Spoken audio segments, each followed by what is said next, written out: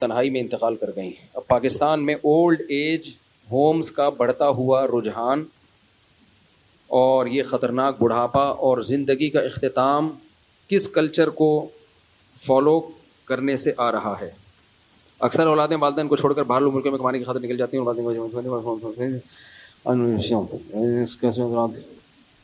ہاں دیکھو، وہ کوئی اداکارہ تھی نا عائشہ خان، میں نے ان کے بارے میں جو نیوز پڑھی اس میں یہ بھی کہ اس نے زندگی میں اپنے بچوں کے نام اپنی جائیداد کر دی تھی، ساری پراپرٹی. جب سے کی ہے نا اس وقت سے بچے مارکیٹ سے شارٹ ہو گئے، اور وہ بیچاری بڑھاپے میں بلاتی تھی اور کہتی تھی کہ میں تنہا ہوں، میرے بچے مجھے نہیں پوچھتے. اللہ تعالیٰ جب انسان کی بصیرت کی آنکھیں اندھی کر لینا، اسے دنیا میں کوئی ہدایت نہیں دے سکتا. میں چیخ رہا ہوں، بار بار کہہ رہا ہوں، یورپ امریکہ سے مغربی دنیا کے اخلاق سے متاثر مت ہو. رنگ رلیوں پہ زمانے کی نہ جانا اے دل، یہ خزاں ہیں جو بانداز بہار آئی ہے. میں بولتا ہوں بھائی مغربی دنیا برباد ہو چکی ہے، لیکن لوگ کہتے ہیں نہیں، اصل میں مفتی صاحب لوگ احساس کمتری کا شکار ہیں. ابھی میں نے بتایا تھا نا کہ وہاں بوڑھوں کا کیا حال ہے، خاندانی نظام تباہ ہو گیا، سب انڈیویجول لائف گزارتے ہیں، کوئی کسی کا پوچھنے والا نہیں ہے. تو کینیڈا سے ایک فیملی تھی، انہوں نے کمنٹس کیے، ہم تو یہاں بہت اچھے ہیں، پاکستان میں ہمارے بچے بگڑ رہے تھے، ہم تو یہاں بڑی محبت سے ٹائم گزار رہے ہیں، ایک دوسرے کا خیال ہے. مفتی صاحب کو پتہ نہیں کون غلط پٹیاں پڑھا دیتا ہے. بھائی جو مسلم فیملیز ہیں جنہوں نے مذہب پہ بچوں کو رکھا ہوا ہے، میں ان کی بات نہیں کر رہا، وہ تو محفوظ ہیں، بلکہ ہو سکتا ہے یہاں سے زیادہ اچھے ہوں. وہ میں نے دیکھا ہے مغربی دنیا میں جو مسلمان ہیں جنہوں نے شادی بھی کی، بچے بھی پیدا کیے اور بچوں کو دینی ماحول میں رکھا، مسجد قریب میں، تبلیغ والوں سے تعلق رکھا، وہ تو واقعی بہت مزے میں ہیں. بات مغربی دنیا کی نہیں ہو رہی ہے، بات ہے مغربی کلچر کی.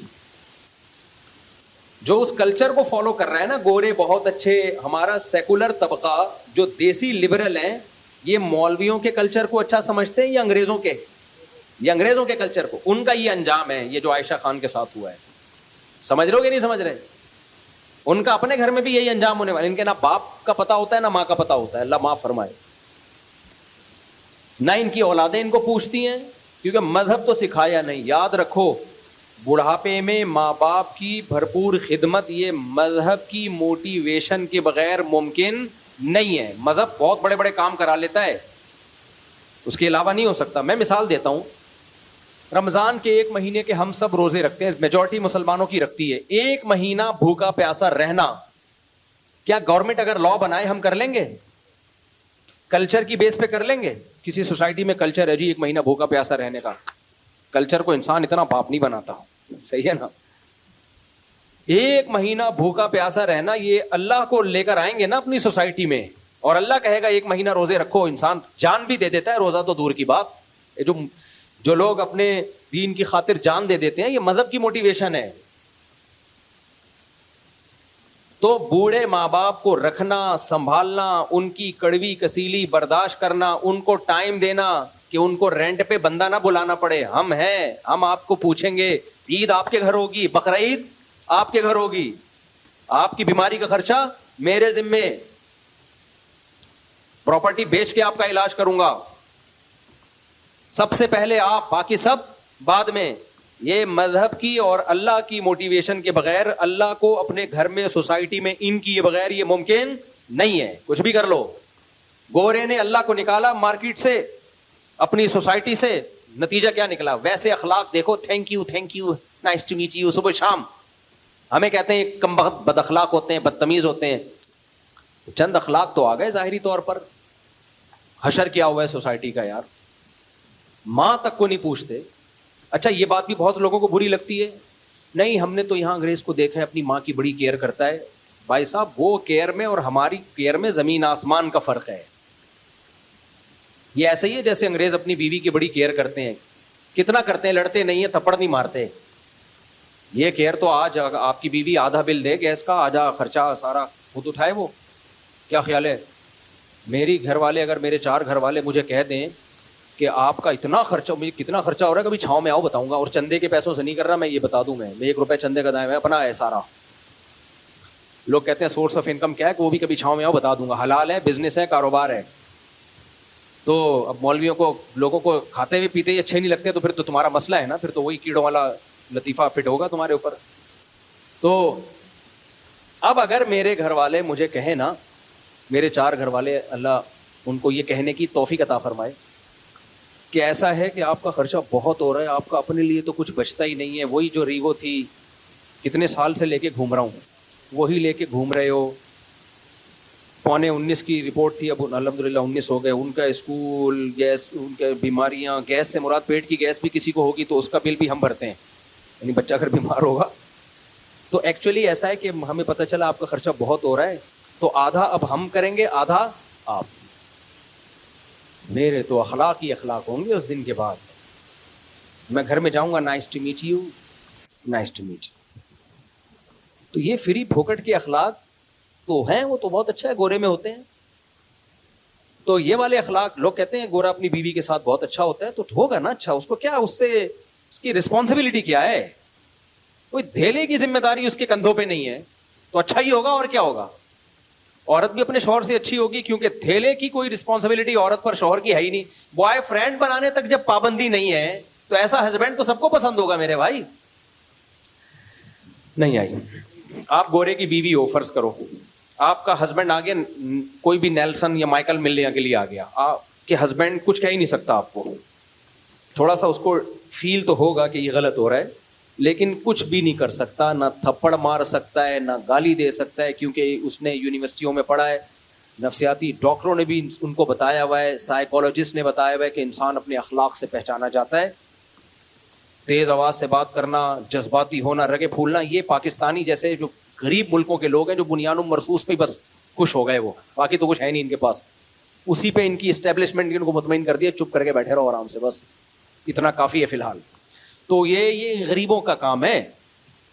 تو انگریز کیا کرتا ہے, وہ اس کو پتہ چل جائے بیگم نیلسن کے ساتھ گھوم رہی ہے, صحیح ہے, تو نہ وہ ڈانٹ سکتا ہے نہ وہ مار سکتا ہے, کیس ہو جاتا ہے.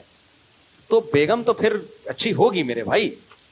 تو بات ہوتی ہے کہ جہاں رسپانسبلٹی ہو, ذمہ داریاں, ہم ذمہ داریاں اٹھاتے ہیں, تو یہ اسلام کی وجہ سے ہماری ایک سوسائٹی. ایک اور واقعہ سناتا ہوں, اس سے انشاءاللہ اچھی طرح سمجھ میں آ جائے گا میں کیا کہنا چاہ رہا ہوں.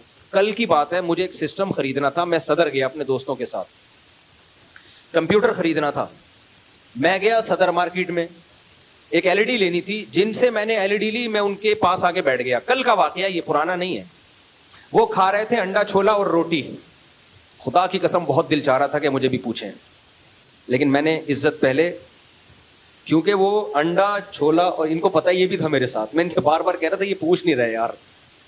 ان کو لگ رہا تھا ہم مفتی صاحب کو چھولے اور انڈے اور یہ روٹی کھلائیں, یہ مفتی صاحب کی انسلٹ ہے. ان کا خیال تھا مفتی صاحب ہیں بھائی, انڈے چھولے کیا مفتی صاحب. اور میرا خدا کی قسم جو دل چاہ رہا تھا نا انڈے چھولے کھانے کا, اور وہ کھائے, اتنی دیر لگا دی انہوں نے, بھائی ہٹاؤ یار جلدی سے, میرا دل چاہ رہا ہے کھانے کا. یہ تو اب میں راز فاش کر رہا ہوں, ورنہ ان کے سامنے تو عزت سے بیٹھا. وہ کہہ رہے تھے کچھ کھانا ہے, میں نے کہا نہیں کچھ مجھے, لیکن مجھے بھوک لگ رہی تھی, اور میرا انڈے چھولے, ان کو پتا ہے میں پہلے کہہ رہا تھا یار کوئی دکان دیکھو یا کوئی چھولے کی دکان ہو, تو وہ تو تھی نہیں, وہاں گئے تو وہ وہی کھا رہے تھے. خیر اب ان کو پتہ چلے گا تو افسوس ہوگا, اب کیا فائدہ یار, اب کیا فائدہ. خیر تو اب گھنٹہ مجھے لگا کہ یار یہ ختم ہی نہیں کر رہے. میں ساتھ میں بیٹھا ہوا ہوں, چائے کا پوچھ رہے ہیں, یا تو پوچھیں یا کھا کے ختم کریں. اب وہ اتنی دیر ہو گئی, تو میں نے کہا آپ ماشاءاللہ, پھر میں نے ویسے ہی پوچھا, میں نے کہا انکل ماشاءاللہ آپ 1 گھنٹے سے میں دیکھ رہا ہوں آپ انڈے چھولے کھا رہے ہیں, بہت اسپیڈ سلو ہے آپ کی کھانے میں. میرا خیال تھا آپ پوچھیں گے, لیکن خیر مذاق کر رہا ہوں, وہ دکان والے کہیں سیریس نہ ہو جائیں. تو انہوں نے کیا کیا, انہوں نے کہا کہ یہ میرا معذور بیٹا ہے, یہ بہت آہستہ ہے. وہ اصل میں اس معذور کو کھلا رہے تھے, معذور بیٹے کو, ایک بیٹا معذور تھا, اس کو کھلا رہے تھے. تو 1.5 گھنٹہ تو لگا ہوگا, اور اس وقت تک بھی بہت چھوٹے نوالے بنا کے وہ کافی دیر تک چباتا رہتا, اس کو چباتا رہتا. پھر وہ نکلتا, معذور تھا بیچارہ ذہنی. اچھا, دکان میں جو ان کے دوسرے بھائی تھے وہ مجھے کہنے لگے مفتی صاحب یہ ہمارا اکلوتا معذور بھائی ہے, اب سب ماشاءاللہ بھائی ہیں, یہ ایک معذور ہے, تو ہم اس کو بھی دکان پہ اپنے ساتھ لے آتے ہیں, اس کو ہم ہر وقت اپنے ساتھ رکھتے ہیں. باپ خدمت کر رہا ہے بیٹے کی, 1 گھنٹے سے اس کو نوالے بنا بنا کے کھلا رہا ہے. بھائی اس معذور بھائی کو ساتھ رکھ رہے ہیں کہ تھوڑا لوگوں میں بیٹھے گا, ہو سکتا ہے کچھ دماغی لیول اس کا ٹھیک ہو جائے. میں نے ان سے اسی وقت کہا, میں نے کہا خدا کی قسم یہ ظرف انگریز کے پاس بولو نہیں ہے, حالانکہ یہ کوئی بہت مذہبی گھرانہ بھی نہیں ہے. میں نے کہا میں نے باہر ملکوں میں بھی سفر کیا, وہاں معذور کے ساتھ پتہ ہے کیا ہوتا ہے, گورنمنٹ بہت اچھا سلوک کرتی ہے. جیسے ہی آپ کا بھائی بہن کوئی معذور ہے, آپ گورنمنٹ سے رابطہ کرتے ہیں, بھائی کوئی انتظام کرو, وہ کوئی ملازم رکھتے ہیں. وہ اسی لیے رکھتے ہیں, ان کو پتا ہوتا ہے کہ یہاں مسلمان ہوں, خاندانی لوگ ہوں, وہ ایک الگ بات ہے. نارملی کوئی نہیں یہ پھٹیک پالتا. بھائی اولڈ ہاؤس میں جمع کراؤ, معذور خانے میں جمع کراؤ, یہیں رکھنا ہے تو گورنمنٹ سے بندہ لو. گورنمنٹ کا بندہ پھر وہ بڑی ایکوریسی سے کام, اس کو تنخواہ ملتی ہے, 12 گھنٹے میں شفٹیں چینج ہوتی ہیں. یہ کیوں ہے وہاں کی گورنمنٹ اتنی اچھی؟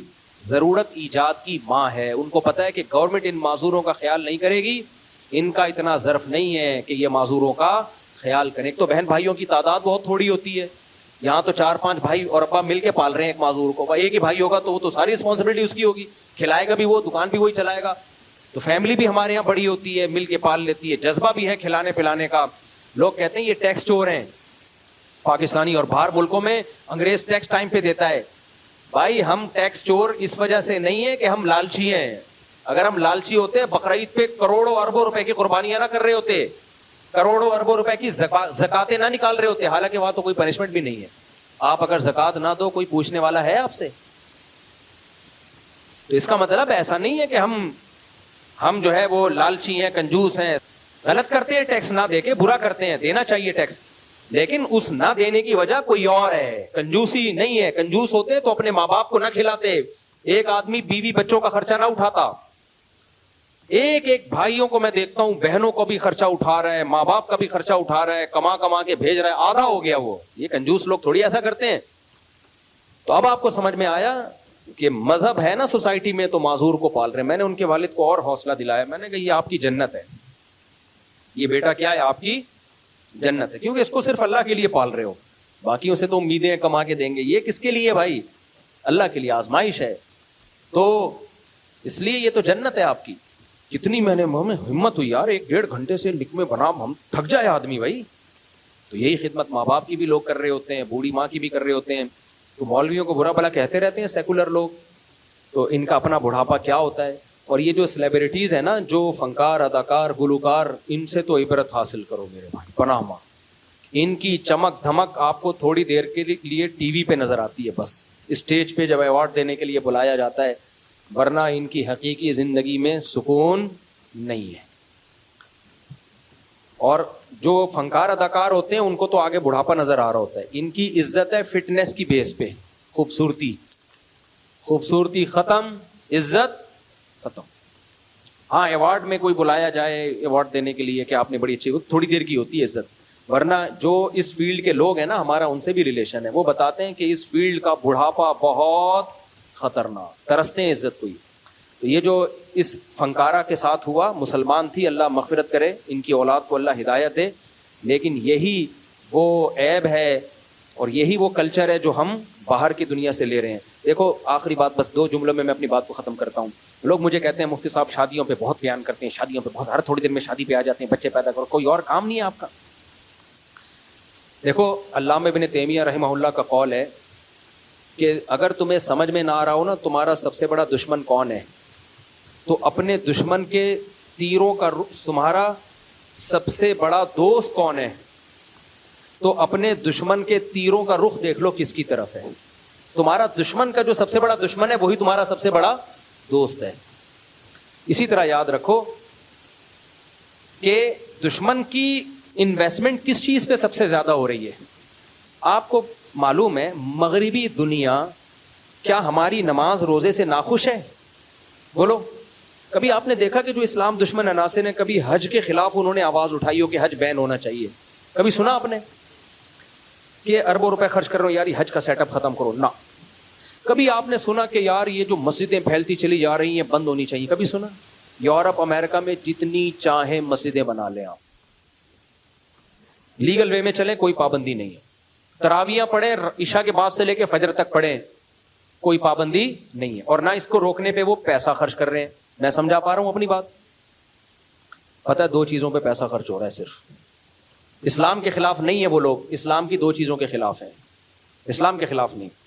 اور یہ 2 چیزیں اگر ان کو اسلام کے علاوہ کہیں اور نظر آئے تو اس کے بھی خلاف ہیں. پھر وہ اگر یہ ہندو میں ہوں گی وہ اس کے بھی خلاف ہوں گے. 2 چیزوں کے خلاف ہے. نمبر 1, وہ کہتے ہیں یہ جو بینکاری ہے نا سودی ہونی چاہیے. اسلام کا جو انویسٹمنٹ کا اور انکم کا جو سسٹم ہے نا, یہ اسلام کا نہیں ہونا چاہیے, کیونکہ اسلام نے سود پہ پابندی لگائی, اس سے دولت چند ہاتھوں میں مرتکز ہوتی ہے. حضرت مفتی تقی عثمانی صاحب پر جو امریکہ میں پابندی لگی ہے وہ پتہ ہے کس بیس پہ لگی ہے؟ اسلامک بینکنگ کی بیس پہ.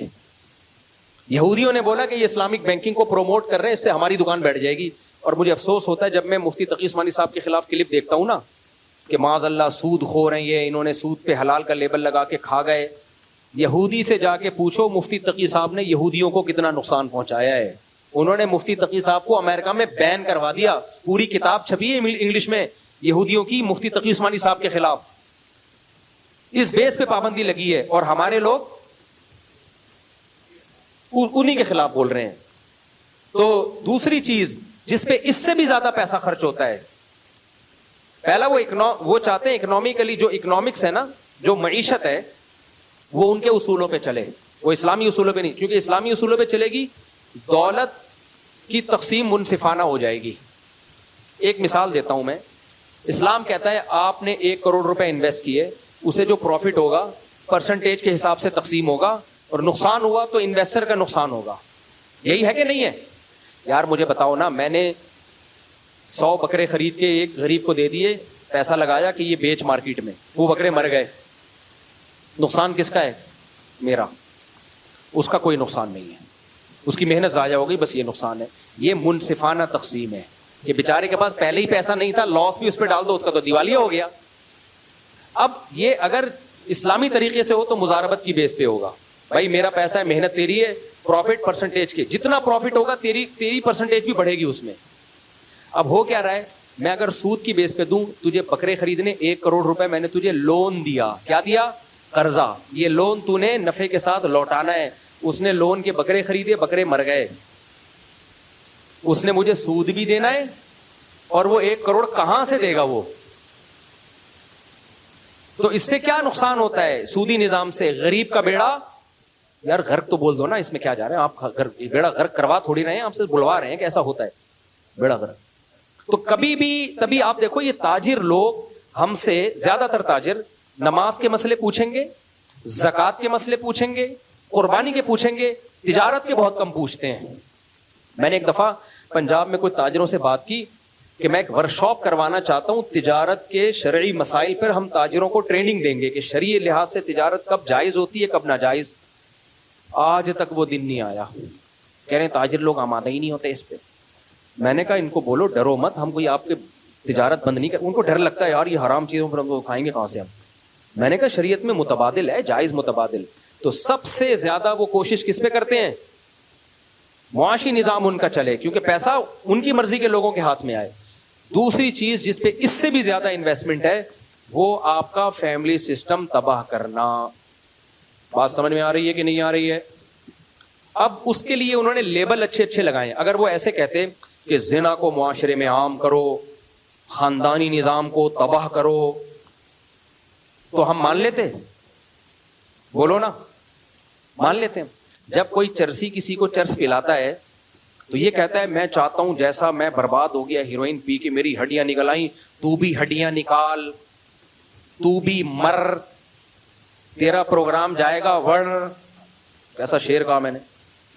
تو پیے گا ہیروئن, وہ آئے گا کہ ہم تو ڈوبے ہیں سنم, تم کو بھی لے ڈوبیں گے. وہ آئے گا لگا کے دے, خدا کی قسم ایسا مزہ آئے گا, مزہ نہ آئے پیسے واپس. آپ اس کو بولے تیری تو ہڈیاں نکل گئیں. ابے یہ ہڈیاں نہیں ہیں, لائف کو انجوائے کرنا اسی کو تو کہتے ہیں. اور تو اتنا نہ پینا کہ ہڈیاں نکل آئیں. تو وہ اچھے لیبل لگائے گا. تو اب مقصد تھا خاندانی نظام کو تباہ اور برباد, کیونکہ ہمارا مذہب اگر محفوظ ہے نا, ہم مسلمان ہیں, یہ سوسائٹی ہے نا, سوسائٹی سے نکلنا آسان تھوڑی ہوتا ہے. تو اس خول سے نکالا جائے، اس کے لیے انہوں نے مردوں سے زیادہ محنت کی عورت پہ. بے حیائی مردوں سے نہیں پھیلتی، مرد ہمیشہ سے ٹھرکی تھے، ٹھرکی ہیں، ٹھرکی رہیں گے، سوائے چند فیصد لوگوں کے. مرد کو جب عورت فری میں ملتی ہے، تہجد گزار ہوگا، نیک ہوگا، وہ جائے گا، کہے گا توبہ کر لوں گا بعد میں، ایک دفعہ تھرک پوری کرو. اللہ ماشاءاللہ بہت کم لوگ یوسف علیہ السلام جیسے، اور جو 7 آدمی عرش کے سائے میں ہوں گے جن کو عورت دعوت دے اور وہ زنا سے بچ جائیں، ایسے لوگ مارکیٹ میں کیا ہوتے ہیں؟ شاد. عورت کی طبیعت میں اتنی ٹھڑک نہیں ہوتی، اس کی طبیعت میں حیا ہے. وہ چاہتی ہے بھائی میں اپنے شوہر کے حوالے اپنے آپ کو کروں گی، میرا شوہر ہو، میرے بچوں کا باپ ہو، مجھے خاندان ملے، مجھے سوسائٹی ملے، مجھے عزت ملے جیسے میری ماں کو ملی تھی، میری دادی کو ملی تھی. ایسے ہی تھوڑی کوئی بھی آ جائے میرے پاس. تو انگریز نے سوچا کہ محنت مرد پہ نہیں کرنی، کس پہ کرنی ہے؟ عورت پہ. کس پہ کرنی ہے بھائی؟ اور عورت کا بیڑا غرق کرنا ہے. تو اس کو کہا کہ آزادی. کیا اس کو سکھایا؟ پردے سے آزاد ہو جاؤ، بس اتنا کافی ہے. گھر کی 4 دیواری سے آزاد. جاب کرنا جیسے تمہارا حق ہے، جیسے تمہارے شوہر کا حق ہے، تمہارا بھی حق ہے. ابے جاب کرنا حق نہیں ہوتا، کمبختوں ذمہ داری ہوتی ہے. تم کمبختوں دی ذمہ داری کو کیا کہہ رہے ہو؟ حق ہے. بے وقوف والی بات ہے یار. میں کما رہا ہوں، یہ میرا حق نہیں ہے، میری ذمہ داری ہے. اگر آپ مجھے ذمہ داری سے ہٹا دیں گے میری تو عیاشی بڑھے گی. واہ بھائی واہ. اسلام نے عورت کو آزادی دی تھی کہ تم جاب کی پابندیوں سے آزاد ہو، تمہارے شوہر کی ذمہ داری ہے جاب کرنا. اس کو بول دیا کہ تم آزاد ہو، جاب کرو. ابھی ایک لبرل انٹی کا بیان آیا، بڑا خاندانی بیان کیا. اس نے کہا ہمیں الو بنایا گیا ہے کہ جاب کرنے میں ہم آزاد ہیں. کہہ رہے ہیں آزادی، ہم تو اور مصیبت میں آ گئے. ہم جاب کر کے کمبخت سسرال کو بھی کھلا رہے ہیں، بچہ بھی پال رہے ہیں، اور گھر بھی ہم سنبھال رہے ہیں، اور میاں صرف ایک جاب کر رہا ہے. ہمارا تو بیڑا غرق ہو گیا. تو عورت کو آزاد کیا، شوہر سے آزاد، بھائی سے آزاد، باپ سے آزاد. اس کو دفتر میں جا کے باس کا غلام بنا دیا، جہازوں میں ایئر ہوسٹس کو کمپنیوں کا غلام بنا دیا. مجھے سب سے زیادہ ترس ایئر ہوسٹس پہ آتا ہے. کل میں ایک ویڈیو دیکھ رہا تھا، میں نے گھر والوں کو کہا وہ ہم جہازوں کی ویڈیو دیکھنے کا مجھے بڑا شوق ہے کہ جو ہوتے ہیں نا جہاز کریش کیسے ہوئے یا کیسے بنتے ہیں. تو میں نے کہا یہ ہم جاتے ہیں نا کبھی لمبے روٹ پہ امریکہ جا رہے ہیں تو 18-20 گھنٹوں کی فلائٹیں ہو جاتی ہیں. اس میں ایئر ہوسٹس کی ڈیوٹی 6 گھنٹے 8 گھنٹے 8 گھنٹے تک اس کی پیشانی پر لکیر آنے پر گورنمنٹ کی طرف سے پابندی ہے. نہیں آئی میرا خیال ہے بات. اس پر پابندی ہے کہ 8 گھنٹے میں ایک دفعہ آپ کی پیشانی پر یہ نہیں. آپ اس کو 100 دفعہ بٹن دباؤ نا، یہ چاہیے وہ چاہیے، یہ نہیں، یوں نہیں ہوگا، ایسے نہیں، وہ ایسے ہی. تھینک یو، شکریہ، تھینک یو. ابے خدا کی قسم بہت مشکل ہے یہ تھینک یو. آدمی کا دل چاہتا ہے رکھ کے چماٹ لگائے. بعض کسٹمر ایسے ہوتے ہیں یار، ابھی چائے پیتی ہے، ابھی پانی منگوا رہے ہو، ایک دفعہ منگواؤ نا. گھر میں تو بول دے گی بیوی انڈے لینے بھیجا تھا، ڈبل روٹی اٹھا کے لے آئے. لیکن ایئر ہوسٹس نہیں کہہ سکتی. یہی ایئر ہوسٹس کسی مالدار کی بیوی ہوتی جو اس سے ڈبل مالدار ہوتا، وہ اس کو یہ ساری سہولتیں گھر میں اس سے ڈبل دے رہا ہوتا اور ڈانٹے بھی سن رہا ہوتا. لیکن مالدار کو دوسری شادی سے بولو نا وہ کروڑ پتی ارب پتی آدمی میرے دوسری شادی کے بیان پہ اعتراض کر رہا ہوگا. بھائی تو ایئر ہوسٹس سے شادی کر، جتنی اس کی تنخواہ ہے 10 لاکھ تنخواہ ہے تو 20 لاکھ دے اس کو. ایسے ایک کروڑ پتی ہیں، لیکن اس کروڑ پتی کو سمجھا دیا شادیاں وادیاں کرنا بری بات ہے، وہ بھی عیاشی میں لگا ہوا ہے. خیر، تو عورت کو بے پردگی کرا دی اس سے خاندانی نظام تباہ ہو گیا. پھر عورت کو کہا تم بچہ پیدا کرنے کی مشین نہیں ہو. اگر ہو بھی گئی نا شادی، اب اسے نسل بنانے سے روکا جا رہا ہے. حالانکہ اولاد گفٹ. یہ ایسے ہی ہے جیسے آپ کے گھر میں نوٹ چھاپنے کی مشین آ جائے تو آپ بولو گے کہ میں نوٹ چھاپنے کی مشین مجھے نہیں چاہیے. بھائی وہ نوٹ چھاپ رہی ہے. عورت پیدا وہ گدے گھوڑے نہیں پیدا کر رہی، وہ انسان پیدا کر رہی ہے، بیٹے بیٹیاں پیدا کر رہی ہے. تو یہ تو مشین بہت اچھی مشین ہے بھائی. زمین آلو پیاز ٹماٹر پیدا کرتی ہے، کسان کے دل میں قدر ہوتی ہے. اور یہ کون پیدا کر رہی ہے؟ انسان. کوئی سائنٹسٹ بنے گا، کوئی فوج میں جائے گا، کوئی تاجر بنے گا. یہ انسانوں کو پیدا کر رہی ہے. تو اس کو یہ سکھا دیا ہم بچے پیدا کرنے کی مشین نہیں ہے. اس سے اس کی تنہائی ہے. عورت کا سب سے بڑا سرمایہ دیکھو، کوئی عورت کو عزت دے نہ دے، اسلام، کلچر، فیملی پابند، یعنی اخلاقیات کیا کہتی ہیں، ماں سے بڑا حق آپ پر کسی کا نہیں ہے. تو اس کو ماں کے حق سے ہی محروم کر دیا. بیوی کو وہ عزت تھوڑی ملتی ہے جو اولاد کی طرف سے ماں کو ملتی ہے. بہن کو وہ عزت تھوڑی ملتی ہے جو اولاد کی طرف سے ماں کو ملتی ہے. ایئر ہوسٹس کو خدا کی قسم کمپنی کی طرف سے وہ عزت مل نہیں سکتی جو بیٹے کو, جو ماں کو کس کی طرف سے ملتی ہے, بیٹے بیٹیوں کی طرف سے ملتی ہے. اللہ نے حکم دے دیا نماز پڑھتے ہوئے پکارے نماز توڑ کے جواب دو, باس کے بارے میں تھوڑی حکم دیا ہے. عورت کا سب سے بڑا سکون, سرمایہ, سہارا وہ کیا تھا؟ اولاد. اسے پٹیاں پڑھا دی, تم بچے پیدا کرنے کی مشین نہیں ہو. یہ ایسے ہی ہے جیسے میں مردوں کو اپاہج بنانا چاہ رہا ہوں اور میں چاہ رہا ہوں کہ یہ بیویوں کو کما کے نہ کھلائیں اور بیڑا غرق کر دیں خاندانی نظام کا. تو اس کا طریقہ کیا ہوگا؟ میں مرد کو بولوں گا تو کوئی کمانے کی مشین تھوڑی ہے جو روزانہ بیوی کو برگر کھلاتا ہے. کیا خیال ہے بھائی؟ ایک آدمی روزانہ انڈے بھی لے کر آ رہا ہے, دہی بھی لے کر آ رہا ہے, وہ آدمی سے مراد میں ہوں, یعنی آپ لوگ بھی ہیں, روزانہ انڈے لا رہا ہے, دہی لا رہا ہے. میں تو یہی کام کر رہا ہوتا ہوں.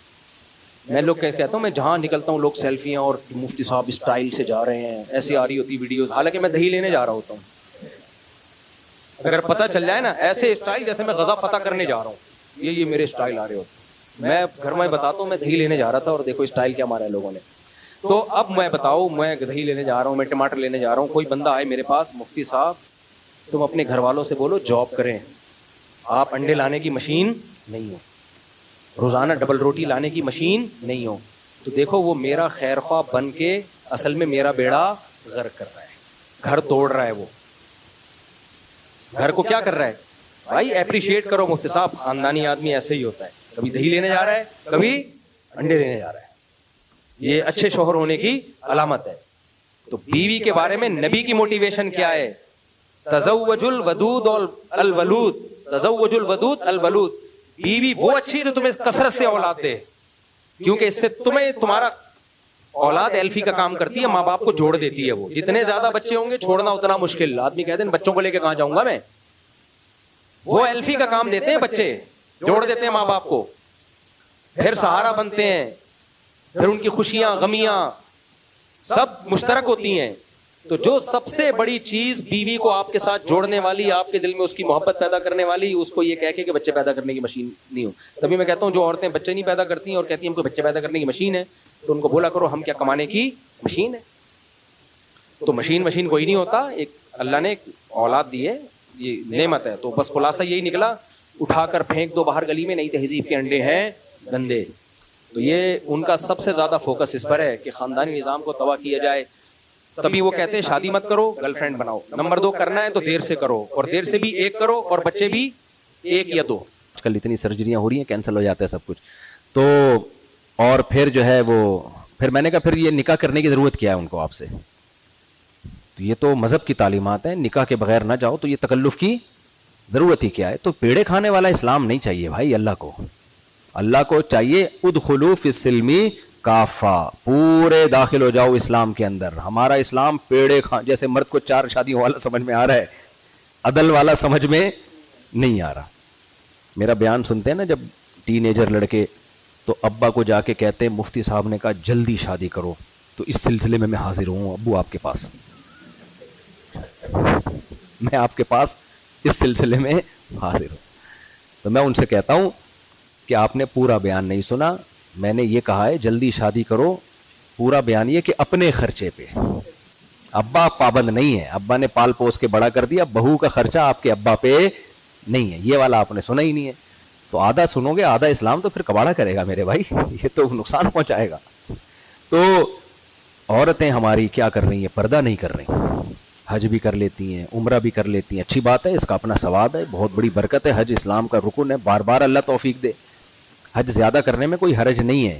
کچھ لوگ کہتے ہیں نہیں یہ ایک دفعہ ہو گیا کافی ہے, باقی پیسے غریبوں کو صدقہ کر دو. بھائی وہ بھی کرو, وہ ایک الگ عبادت ہے. اگر اللہ اپنے گھر کی زیارت کی توفیق دے رہا ہے وہ ایک الگ عبادت ہے. حضرت حسن نے 20 حج کیے اور پیدل, کوفہ سے آیا کرتے تھے بیت اللہ اور پیدل حج کرتے تھے. پیدل حج کی زیادہ فضیلت ہے بشرطے کے جسم میں طاقت ہو. طاقت نہیں ہے تو پھر وہ کام نہیں کرنا چاہیے جو اپنی طاقت سے بڑھ کر ہو. تو پیدل آیا کرتے تھے اور ہر سال, تو ان کو تو کسی نے نہیں کہا. کوئی کہتا یہ صدقہ کر دیں تو صدقہ بھی کر رہے ہوتے تھے. تو سارے کام کرنے چاہیے. حج بہت بڑی عبادت ہے, چھوٹی عبادت نہیں ہے, کیونکہ یہ بالکل یونیک ہے, یہ عام عبادتوں سے بالکل ہٹ کے ہے. یہ دیوانوں والی محبت کے بغیر ہو نہیں سکتا. نماز تو ایک اور پرسنالٹی، آپ خوشبو لگا کے صاف ستھرے ہو کے آتے ہیں نا، وہ تو اور صاف ستھرا کرتی ہے آپ کو، اور اس میں تو جائز بھی نہیں ہے، کچا پیاز بھی کھایا ہو تو مسجد میں گھسنے پر اللہ نے پابندی لگا دی ہے، اتنی اسمیل بھی برداشت نہیں ہے. حج بالکل ایک کیا ہے، ڈفرینٹ ہے. دیوانہ گھومو بیت اللہ کے گرد، جیسے امرؤ القیس کہتا تھا امر من الدیار دیار لیلا اقبل ذا الجدار وذا الجدار وما حب الدیار شغفن قلبی ولكن حب من سکن الدیار. وہ کہتا تھا بھائی میں لیلا کے در و دیوار میں گلیوں میں چکر لگاتا ہوں اور دیواروں کو چومتا ہوں، لوگوں اتنا بے وقوف نہیں ہو کہ دیواروں سے محبت ہو گئی ہے مجھے، اصل میں ان دیواروں میں میرا محبوب رہتا ہے. تو ہمیں بیت اللہ کی دیواروں سے دیوار ہونے کی بیس پہ محبت نہیں ہے، ان دیواروں کی نسبت اللہ نے کس کی طرف کر دی ہے، اپنی. اللہ نے کہہ دیا میرا گھر بس کافی ہمارے لیے ہے. تو وہ مٹی کا بھائی، مٹی کا گھر ہے. اللہ اگر یہ کہتا ہے کہ میرا نہیں ہے تو ہمارے لیے ایک یادگار عمارت ہوتی، بس ایک عجائب گھر میں دیکھ کے ٹکٹ لگا لیتے یار ایک پرانی عمارت ہے، بس اس سے زیادہ کوئی حیثیت. لیکن اللہ نے کیا کہہ دیا، بیت اللہ، یہ کس کا گھر ہے، اللہ کا گھر ہے. تو بس اللہ نے کہہ دیا. اس پہ بڑے یہود و نصارہ واویلا مچاتے تھے کہ اللہ کا گھر تو بیت المقدس تھا، یہ ادھر کدھر سے آ گیا. اللہ نے کہا وہ بھی میں نے میرے کہنے سے تھا، یہ بھی کس کے کہنے سے ہے، میرے کہنے سے. تو لیس البر ان تولوا وجوہکم قبل المشرق والمغرب، اللہ کہتے ہیں ادھر منہ کر کے نماز پڑھو، ادھر منہ کر کے نماز میں یہ کچھ بھی نہیں ہوتا. نیکی یہ ہے کہ میرے احکام کو فالو کرو. تو پہلے میں نے کہا تھا ادھر منہ کر کے نماز پڑھو تو وہ نیکی تھی، اب میں کہہ رہا ہوں یہ میرا گھر ہے. تو اللہ اس کو چینج کر دے تو ہم اس کے لیے بھی تیار ہیں، لیکن اب یہ چینجیبل ہے نہیں، کیونکہ اللہ نے اب قیامت تک کے لیے اس کو اپنا گھر قرار دے دیا ہے. تو اگر اللہ کی طرف نسبت نہ ہوتی، اور ہم بیت اللہ سے مانگتے نہیں ہیں. ہندو لوگ کہتے ہیں کہ تم بھی تو بیت اللہ کی عبادت کرتے ہو. نہ عبادت اللہ کی ہوتی ہے. اللہ کے گھر کی زیارت اور طواف کرنا الگ چیز ہے. مانگا کس سے جاتا ہے، اللہ سے. بیت اللہ پتھر ہے، وہ نہ نفع پہنچا سکتا ہے اور نہ نقصان. وہ خدا بھگوان گاڈ نہیں ہے. اللہ خدا آسمانوں میں ہے، ہم اسی کی عبادت کرتے ہیں. تو اس حج میں جتنی خواتین ہیں، جتنے مرد یہاں بیٹھے ہیں، دل میں نیت کریں ہم نے پورے اسلام میں داخل ہونا ہے. عرفات کا دن تو خاص طور پہ توبہ کا دن ہے. اللہ سے مانگ، سب سے زیادہ دعائیں عرفات میں قبول ہوتی ہیں، سب سے زیادہ دعائیں. تو اس میں اپنے لیے سب سے زیادہ دعا کیا مانگنی ہے، اللہ مجھے دین کی چلنے پہ توفیق دے دے. اور دیکھو ہر دور کا نا ایک فتنہ ہوتا ہے.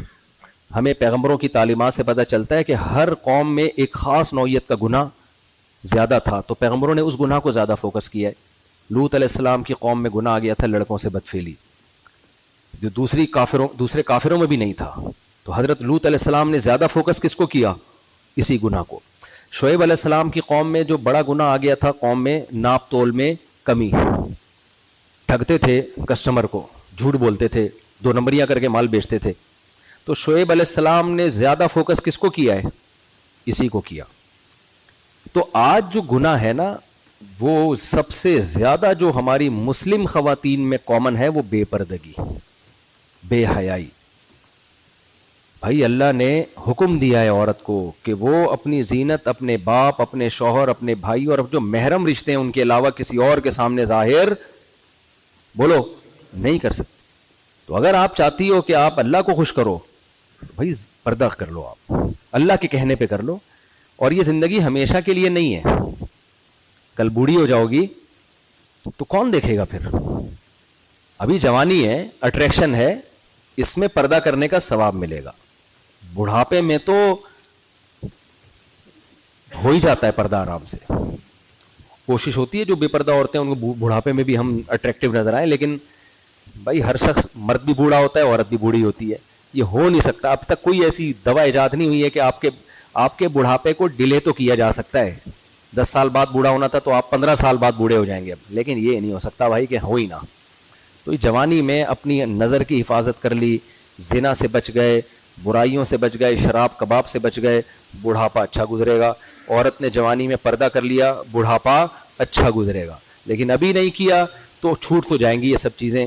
جب زبردستی چھڑوائی جاتی ہیں تو ثواب نہیں ملتا اس پہ. ثواب جیسے ایک بڑھیا تھی، وہ اشرفیہ لے کے جا رہی تھی، چور نے چھین کے بھاگ گیا. بڑھیا بیچاری بھاگ رہی ہے پیچھے، سانس آخری دم تک کوشش کی چھڑوا لوں. جب نا امید ہو گئی، چل تجھے صدقہ کیا میں نے، ٹھیک ہے نا. وہ جو میں نے منت مانی ہوئی تھی اس کی میں نے تو ثواب ملے گا؟ کچھ بھی نہیں ملے گا ثواب. اب تو گئی ہاتھ سے بھائی. تو بڑھاپے میں سب طاقتیں ختم ہو جاتی ہیں, اٹریکشن بھی ختم, شہوتیں بھی ختم. تو بڑھاپے میں اول تو جو جوانی میں نیک نہیں بنا بڑھاپے میں بھی نہیں بنتا. جو بوڑھا آپ کو نیک نظر آ رہا ہے اس کا مطلب جوانی میں بن چکا تھا, یہ جوانی میں بن چکا تھا. تو ابھی سے آپ نیک بننے کی کوشش کرو گے تو بھائی ثواب مل جائے گا, ورنہ فائدہ نہیں آگے. تو اس حج میں خواتین پکی توبہ کریں, ہم نے پردہ کرنا ہے, اللہ سے مانگیں. دوسری بات, عورت کے لیے جو اس زمانے میں جو مغربی میڈیا نے جو سب سے بڑی تباہی مچائی ہے نا, اور اب تو ہمارے دیسی لبرل, یہ دیسی لبرل کا لفظ یاد رکھیں, یہ زیادہ خطرناک ہوتے ہیں سچی مچی کے لبرل سے, کیونکہ یہ ان سے آگے دو ہاتھ آگے جانے کی کوشش کرتے ہیں. ہمارے دیسی لبرل کوشش کر رہے ہیں عورت کو مرد کے مقابلے میں لا کے کھڑا کیا جائے. جہاں یہ مقابلہ شروع ہوا تو یاد رکھو جیت مرد کی ہوگی, لیکن وہ عورت سے محبت کرنا چھوڑ دے گا. اسلام نے عورت کو شوہر کا تابع بنایا ہے کہ اپنے گھر میں اپنے ہسبینڈ کو اپنا سربراہ سمجھو. سربراہ کو رسپیکٹ دی جاتی ہے, سربراہ کی اطاعت کی جاتی ہے. جب رائے میں اختلاف ہوگا تو چلتی کس کی ہے؟ بولو نا. دیکھو عورت شوہر کی غلام نہیں ہے. دیکھو یہاں سعودی حکومت ہے, ہم لا کو فالو کرتے ہیں نا. اگر میرا اور سعودی حکومت کے اختلاف ہو جائے, میں کہوں یہ کارڈ جو گلے میں ڈالا ہوا ہے ہمیں نہیں ڈالنا چاہیے, سعودی حکومت کیا ڈالنا چاہیے گلے میں, آپ ڈال کے رکھیں تاکہ پتہ چلے لیگل ہے انلیگل. میں کہہ رہا ہوں نہیں یہ صحیح نہیں ہے, تو کس کی چلے گی بھائی؟ وہ سربراہ ہے بھائی, اس کی چلے گی. اب کوئی کیا ہے مفتی صاحب تو حکومت سعودیہ کے غلام ہو گئے. بھائی غلام نہیں ہے, ماتحت ہیں. جب بھی کسی کنٹری میں آپ رہتے ہیں تو اس کنٹری کے ماتحت ہوتے ہیں, اس سے غلام نہیں بن جاتے ہم. اور ماتحتی سے نکلنا بری چیز ہے. بغاوت کے کیس چلتے ہیں, سزائیں ملتی ہیں, جو بالکل درست ہے کہ آپ کیوں ایک کنٹری میں رہتے ہیں اس کو لا کو فالو کیوں نہیں کر رہے. تو گھر بھی ایک چھوٹی سی اسٹیٹ ہے جس میں اللہ نے بیوی سے مشورہ کیے بغیر شوہر کو سربراہ بنا دیا ہے. خواتین کہتی ہیں اس کو کیوں بنایا؟ تو میں ان سے کہتا ہوں اگر ہم سے مشورہ اللہ لے لیتا, آپ سے لے لیتا تو پھر اس پہ رائے کا, لیکن اللہ نے اس کو بنا دیا ہے. تو جب بنا دیا ہے تو اللہ کے کہنے پہ اس کو کیا مان لو؟ بولو نا, سربراہ مان. بھائی جب رائے کا اختلاف ہوگا تو چلے گی کس کی؟ سربراہ کی. بچے باغی ہو رہے ہیں, باپ کے خلاف مت ورغلاؤ. بچوں کو بولو بیٹا میری اور ابا کی رائے میں اختلاف ہوگا تو میں بھی شریعت میں پابند ہوں کہ تمہارے باپ کی مان کے چلوں, تو تم نے بھی کس کی ماننی ہے؟ باپ کی. تو یہ اللہ نے پابند کیا ہے. اب میڈیا میں بہت زیادہ عورت کو باغی بنایا, جس سے طلاقیں ہو رہی ہیں, گھر تباہ ہو رہے ہیں.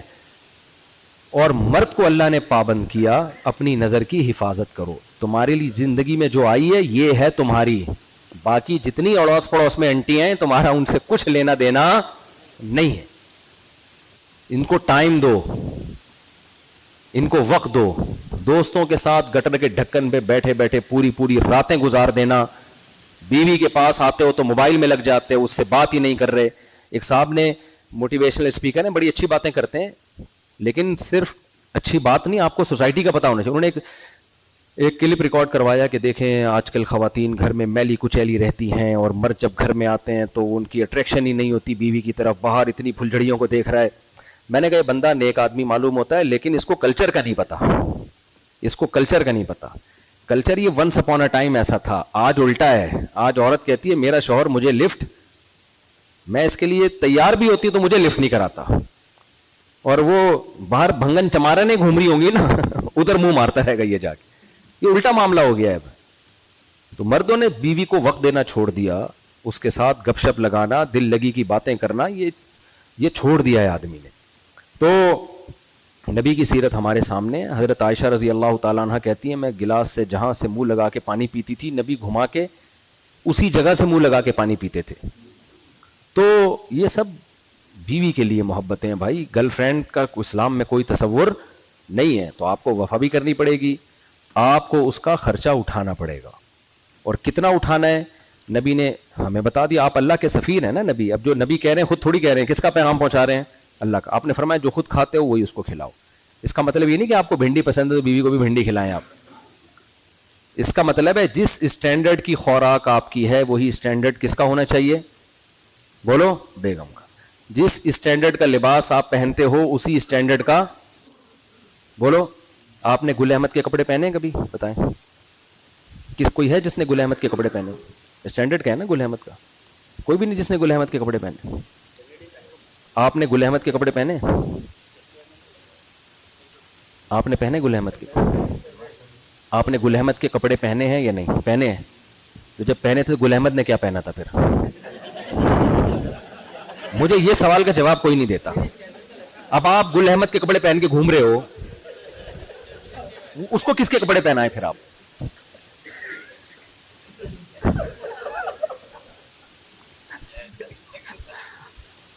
تو میرا مقصد یہ ہے کہ جس اسٹینڈرڈ کا آپ کا لباس ہو, گھر والوں کا بھی وہی اسٹینڈرڈ. حتی الامکان سفر میں اپنے ساتھ رکھو. یہ نہیں ہے کہ جی اس کو یہاں چھوڑ دیا پاکستان میں یا انڈیا میں اور پوری دنیا میں گلچھڑے اڑا رہے ہو. اگر گنجائش ہے, نہیں ہے تو پھر ایک مجبوری ہے. تو لوگ تو جان چھڑا رہے ہوتے ہیں, اس کو یہیں رکھو, تھائی لینڈ چلتے ہیں, ٹھیک ہے نا, چائنا چلتے ہیں, ادھر چلتے ہیں, ادھر چلتے ہیں. مجھے لوگ بتاتے ہیں, میں باہر ملکوں میں جاتا ہوں, کہتے ہیں بھائی یہ بیگم کے ساتھ مفتی صاحب ہم نہیں آتے, وہ تو ناک میں دم کر کے رکھ دے گی, وہ تو جینا حرام کر دے گی. تو اللہ نے صاحبہ کہا ہے اس کو ساتھ رہنے والی. اگر گنجائش ہے, نہیں ہے تو پھر جاب میں آدمی ظاہر ہے, یہاں اقامہ فیس بھی ہے سعودی عرب میں, وہ پھر گنجائش نہیں ہے تو ایک الگ بات ہے. تو اللہ نے گرل فرینڈ کے, انٹیوں کے کوئی حقوق نہیں رکھے, بلکہ ان سے بدتمیزی سے بات کرنے کا حکم دیے. بدتمیزی سے میرا بد اخلاقی نہیں ہے, یعنی اگر وہ فری ہو رہی ہے تو آپ کو فری ہونے کی اجازت نہیں ہے. پھر بچوں کو ٹائم دینا, دیکھو ابھی بچوں کو ٹائم دیا نا تو بچے آپ کے ہوں گے, نہیں دیا یہ بچے باغی بنیں گے آپ کے. لوگ رو رہے ہوتے ہیں آخری عمر میں, ہمارے بچے, ہم کو پوچھ بھائی آپ نے جب ان کو آپ کا ٹائم چاہیے تھا تو آپ نے ان کو ذرا بھی لفٹ نہیں کرائی. ان کو ایسے لگتا تھا جیسے جمشید صاحب گھر میں آ رہے ہیں, وہ ان کو لگتا ہی نہیں تھا ڈیڈی پاپا یا ابو آ رہے ہیں. وہ ایک صاحب تھے نا, وہ باہر جاب کرتے تھے, کبھی 2 سال میں چند دنوں کے لیے اپنے گھر جایا کرتے تھے, تو بچے بڑے ہوتے وہ ابا کو پہچانتے ہی نہیں. تو جب گھر آئے تو بچہ جا کے امی سے کہہ رہا ہے, امی وہی صاحب جو 2 سال پہلے آئے تھے نا وہی آئے ہوئے ہیں. امی وہی صاحب جو 2 سال پہلے آئے تھے وہی آئے ہوئے ہیں. امی نے کہا بیٹا یہ تمہارے ابا ہیں. تو یہ حالات ہو جاتے ہیں. تو بھائی آپ اپنی ذمہ داری پوری کرو, پھر شریعت ان کو پابند کرتی ہے کہ وہ اپنی ذمہ داری پوری کریں. اللہ تعالیٰ سے دعا ہے اس حج کو اللہ قبول بھی فرمائے اور ہماری زندگی کو 180 ڈگری پہ چینج کرنے کا ذریعہ بنا دیں. جب واپس جائیں تو پورے اسلام میں داخل ہو چکے ہوں. ہمت کر کے داڑھی بھی رکھ لیں, اللہ کے نبی کا حکم ہے, کوئی ٹینشن کی بات نہیں ہے, رشتہ اس سے بھی مل جائے گا, داڑھی سے بھی. ہمت کر لیں, نبی کا حکم ہے آف اللحا, داڑھی بڑھاؤ. تو میرے مقصد کسی بغیر داڑھی والے کی توہین نہیں ہے, اور میں سب کو اپنے سے بہتر سمجھتا ہوں. ہماری داڑھی ہے, لیکن ہو سکتا ہے ہمارے اندر کوئی ایسے اعمال ہوں جو قیامت میں ہم پھنس جائیں, بغیر داڑھی والا نکل جائے. لیکن شریعت نے ہمیں بہرحال قانون کی پابندی کا تو حکم دیا ہے نا. تو قانون ہے, اللہ نے حکم دیا آف اللحا وقص الشوارب, داڑیاں بڑھاؤ, مونچھوں کو کم کرو. آج الٹا حساب کتاب ہو رہا ہے, مونچھوں سے بالٹیاں اٹھائی جا رہی ہیں, باقاعدہ ریکارڈ قائم ہو رہے ہیں. آ رہے ہوتے ہیں یہ مونچھے سے ٹریکٹر کھینچ رہا ہے. وہ پہلے امت اخبار میں ایک پیج ہوتا تھا نا, اسی قسم کی چیزیں آ رہی ہوتی تھی اس میں. تو یہ اللہ کے احکام ہے. سود سے بچنا ہے, زنا سے بچنا ہے, شراب سے بچنا ہے, نماز کی پابندی کرنی ہے, عقیدہ توحید میں کوئی کمپرومائز نہیں ہے. یہ کوئی فرقواریت والا مسئلہ نہیں ہے, صرف یا اللہ مدد چلے گا بھائی اللہ کے یہاں. صرف کس سے مدد مانگنی ہے؟ یہاں آ کے بیت اللہ سے مدد نہیں مانگ سکتے تو اور کیا رہ گیا بھائی؟ پھر اللہ کے گھر سے مدد نہیں مانگ سکتے, اس کا طواف کر